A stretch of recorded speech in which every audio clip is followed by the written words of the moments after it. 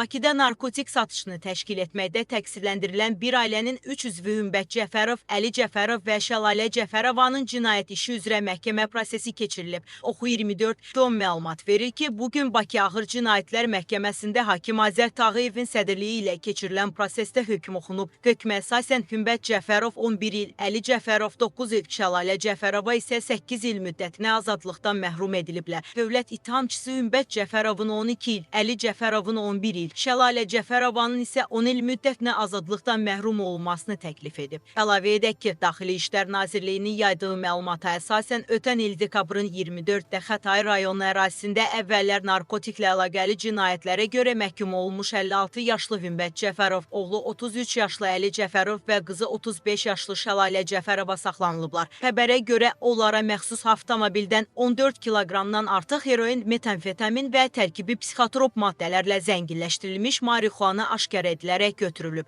Qeyd edilib ki, bu şəxslər aşkar olunmuş narkotik vasitələri və psixotrop maddələri şəxsiyyəti istintaqla araşdırılan İran vətəndaşı vasitəsilə Astara rayonu ərazisində gizlədilən yerdən Bakı şəhərində ayrı-ayrı yerlərə çatdırıb pul qazanmaq məqsədi ilə əldə etdiklərini bildiriblər. Saxlanılan şəxslər Bakı şəhərində narkotik vasitələrin əsas tədarükçülərindən oldular. Faktla bağlı cinayət işi başlanılıb. Onların hər üçünə qarşı cinayət məcəlləsinin 234-4-1-ci qanunsuz olaraq narkotik vasitələri, psixotrop maddələri və ya onların prekursorlarını hazırlama, istehsal etmə, əldə etmə, saxlama, daşıma, göndərmə və ya satma, qabaqcadan əlbir olan bir qrup şəxs tərəfindən və ya mütəşəkkil dəstə tərəfindən törədildikdə maddəsi ilə ittiham irəli sürülüb və saxlanılan şəxslər haqqında məhkəmənin qərarı ilə həbs qətimkan tədbiri seçilib.